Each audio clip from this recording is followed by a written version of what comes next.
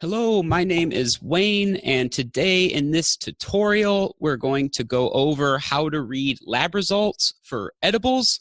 And some of this will also apply to hemp, the flower, concentrates, tinctures, but we're going to focus on edibles throughout the video.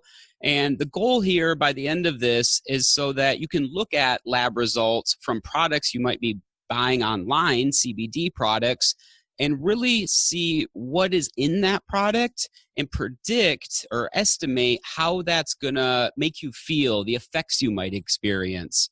And as the hemp CBD edible space isn't really regulated tightly yet, and the testing protocols, there's not really standards set. So these are really important to look at and know what to ask for from a company, but then how to read those lab results. And we're going to look at potency results on edibles. And then a really important one that gets overlooked right now is pesticide results on the hemp or the hemp flower used that went in to infuse that edible. We're going to look at both of those, and after we're done with the lab results, we're going to go over two other important points around the possibility of failing a drug test, as some of these products may have small, minimal amounts of THC in them, so that can be important to know about and look for. And then also, what to look at or ask around testing hemp CBD products. There's a lot of buzzwords and things thrown around pretty loosely, like third-party results or third-party labs. We're going to talk about those items and some more things you can look for when making a selection online on how to buy a CBD edible. All right, let's get started at looking at these lab results. All right, we've got our screen open, and right now we're on the home page of our website. And in the bottom, we have this link to our lab results. And most companies should have this normally in their footer, and we'll click on that. And so when we do a full process lot of caramels, or we change a strain, or we use a new batch of hemp butter, we get those lots tested. And so if you have one of our caramels, you can see this is the tested on date, and that will be listed on the label of the container it comes in. So you can go here and find which lab result connects directly to the caramel or edible that you purchased. And right now we're going to look at, so this is our relax caramel. Down here we have our active caramel. These are the two we have available right now. There might be more here when you check this out. We're just going to start with this one. So this is our most recent. We're doing strain specific in hemp butter. So Suver Haze is that one strain that we're using of hemp in this caramel. And so when this opens up, most lab results should be pretty similar, but again, with the lack of regulations around testing protocols, you may see different layouts or different things reported. So depending on where the product was tested, you may see it kind of look different than what we're looking at here. We get all of our caramels tested with Greenleaf Lab for potency. They're in Oregon. They were one of the first accredited laboratories, and we've been working with them since 2015. So they've been really reliable and consistent for us. At the top of this page is kind of just a summary. This is the percentage of THC in our caramel and then CBD, but that doesn't really tell us the full picture. So we're going to scroll down to this main part of the chart here. Now, this is important to look at. What we want to see is CBD that we have in the caramel, and then THC as well. Again, this is a spot to be cautious if you could get drug tested. This is a very small amount, but there's a possibility it could still cause a failed drug test. I'll talk more about that at the end of this video. And there's all these other cannabinoids, they're called. So THC and CBD are both cannabinoids. You can see that listed here. And these are our two main ones that we do want to look at because those are going to be the most impactful for most hemp CBD edibles. But there are some interesting things that happen later or down the road with these other cannabinoids. And so you can start looking for these potentially in your edible. They probably won't be in higher levels. We could see these a few years down the road, but it is interesting to look for THCV or CBDV, CBN, CBG. These, even CBC, which we do have a little bit down here in our relaxed caramel. So those will have slightly different altering effects, especially if they're in higher levels.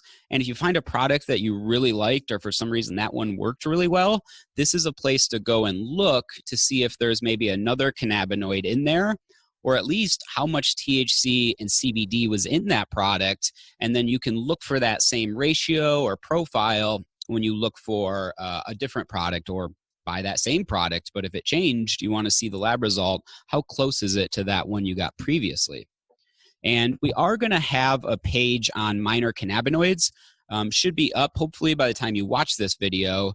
And so if you go back over to our main website, the lab results, here we have terpenes. We're going to talk about those in this video as well. But minor cannabinoids will be listed there, and we'll talk about each one of them, what potential effects they might have. And so that can help you kind of better predict and look for a product depending on why you're consuming CBD edible. So back over to the lab results, that pretty much covers the potency, looking for, how much of each cannabinoid is in there. Back over to our labs page. Now, we looked at the caramel potency. Now we're going to look at the hemp flower. And this is the one that is overlooked more often, and it's pesticide results for the hemp that was used to make the product that you have. Whether that's an edible, tincture, concentrate, extract, doesn't matter. You do want to look at the pesticide results for the hemp. And right now, again, it's a little bit looser regulations. People can be importing hemp from outside the country. There can be some, negative effects from not pesticide testing, and some may be doing it, some may not be doing it. It's kind of hard to say right now in the market. So if you can look for this or ask for it, it's really important. So we're going to click on those, and this flower that we're using right now is from East Fork Cultivars. So it has, we have our potency from the flower, or hemp and flower I use interchangeably, terpene results, which we'll get to after talking about pesticides, and then down here, pesticide results. So this is what you want to look at or ask for on either the hemp that went into it or the product that was made from it if it's a concentrate or extract. Because we make an edible, the hemp is actually diluted into the butter that we make and then into the caramel. So if the flower or the hemp passes pesticides, it would be, if there were any in there, it'd be even less, it'd be weaker in our caramel. So we know if our hemp passed, then we're good in the edible. Some products like concentrates or extracts actually concentrate up the potency and the pesticides at the same time. So you could have hemp that passed a pesticide test, but a concentrate that might fail. So in Oregon, where we've been operating in the medical market initially, and then the recreational licensed market, we look for those things. So we would test for, we don't make concentrates or extracts. We only make infused butter, but the ones that do have to test that for pesticides as well. And there's a lot of hemp CBD concentrates and extracts on the market. So looking for a pesticide result from one of those products would be important, just to make sure, especially as you're inhaling it versus an edible that you're orally consuming, kind of even more important to look for pesticide results on those. But here, again, we'll draw a little couple arrows here. Pesticides, everything's in green. So pass across the board. So everything looks great there. Happy about that.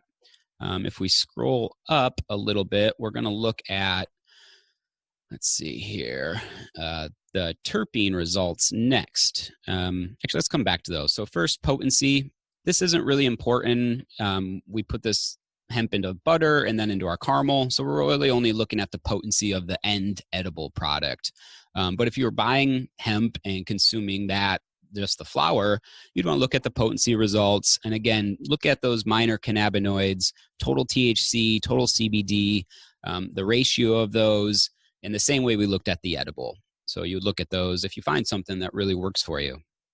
And one thing to point out here is the legal limit to be considered hemp is 0.3% THC, but there's different forms of THC or different compounds. So this might be a little small on the screen, but down here we have THCA, Delta 9 THC, Delta 8 THC, THCV, and these are all slightly different molecules of THC, and they interact and impact us differently in the body.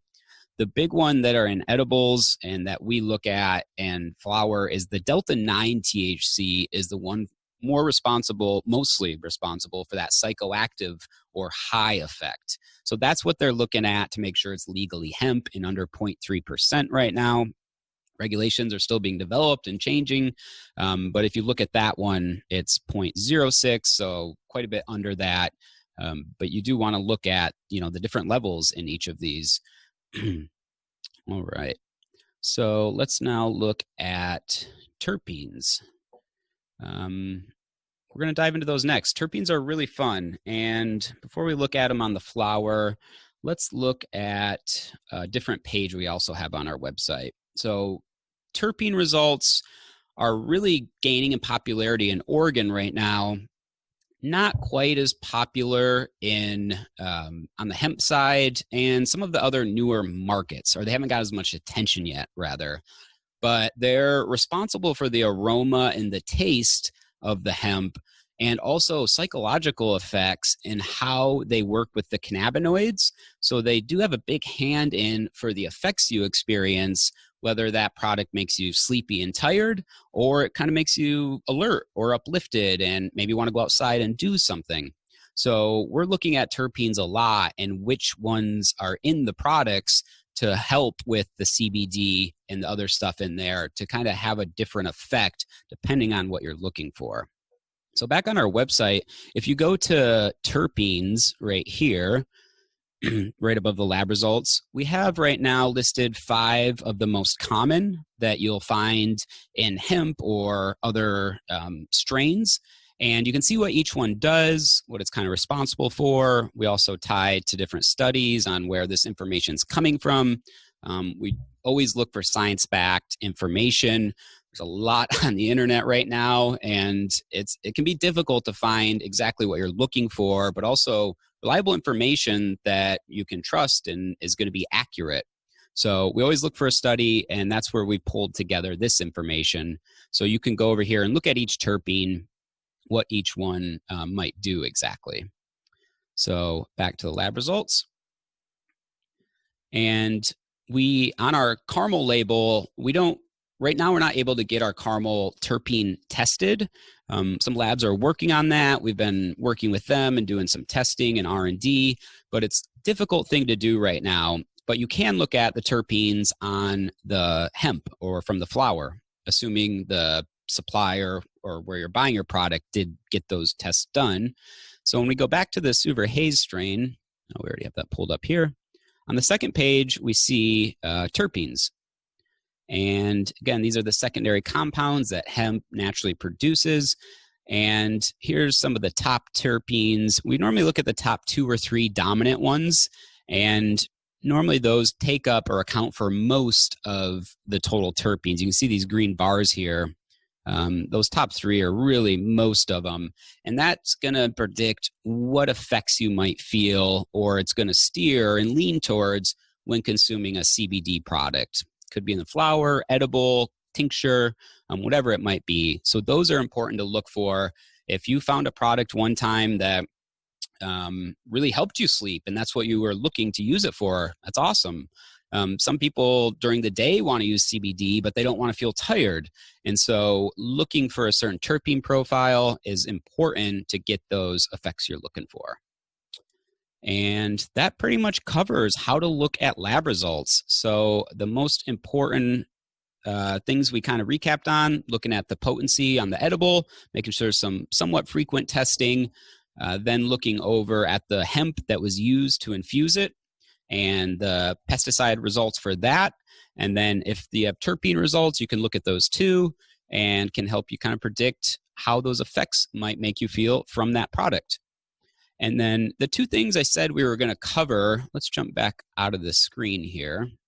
So a couple things to wrap up with. I hope looking at those lab results is useful and can kind of allow you to better predict and, evaluate a product when you're looking, especially shopping online. All that should be available.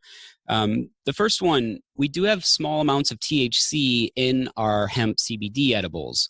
There is a legal limit that is allowed under a certain threshold. We follow all of those rules without a doubt, but there is some in there, and it's pretty small and minimal, but that doesn't mean it might not make you fail or that you could fail a drug test. And so here's some tips I have offhand. This is in no way medical or legal advice. So this is just some things we've heard out in the ethos that might help. But if you're concerned about that or might be drug tested, probably recommend not buying our edibles, our CBD edibles for that reason. But in general, some things we've heard: a really light consumer when we're talking about THC products. They consume once or twice and stop. They would maybe pass a drug test in anywhere 3 to 4 to 5 days or within a week. A heavy consumer and stops is probably 4 weeks, 5 weeks before they might pass a drug test. And our hemp edible, depending on how many caramels you happen to eat, but for a single caramel is quite a bit under that light consumer threshold. And so if they're 3 to 5 days, we're under that definitely. So that's kind of a offhand tip. Again, don't take it as direct advice. And if you do get drug tested, probably best not to just purchase our hemp CBD caramels, just to be safe. And the last item, it's a buzzword. It gets thrown around often, and I think it's important to discuss, is third-party lab testing. You're seeing a lot of advertisements for hemp CBD products, which is great to see that they've went mainstream, they're gaining popularity, and they really can help people, in life with different ailments or whatever it might be. And almost always you hear, see our third-party lab results, or we get our products tested by a third party. And quite honestly, that's kind of like, that's starting, like, that's a no-brainer. That should be done regardless. So you kind of see it as a marketing claim that we have third-party labs test our products. In Oregon, in the licensed market where we are, that's, nobody markets that because everybody has to do it. We also have a seed-to-sale tracking system, and we have to get every lot made tested by the lab. So if someone says we have third-party lab results, don't take that to mean that the product's safe and tested. It might not be. Again, they should have potency lab results for the edible, pesticide lab results on the hemp that was used. So they would need both of those, potentially terpene results. And just because they have third-party lab results, maybe they do have those things as well. The key you want to look for is the frequency in testing. If you see something that was tested 6 months ago or 12 months ago from the product that you bought, they probably got one set of tests done. They posted that up, said we're good, and they never retested going through bringing in new hemp, new concentrates, making new batches. They're variables and things change. So you got to get tested consistently. That's an important one to look for. And that's it for this video. I hope it helps. Again, we tried to focus on education. We were using our own products as an example to kind of walk through things. But if you have any other questions or anything else we can help with, let us know. We have a contact page in our footer as well, and we'd love to help out. I hope this was useful. Thank you.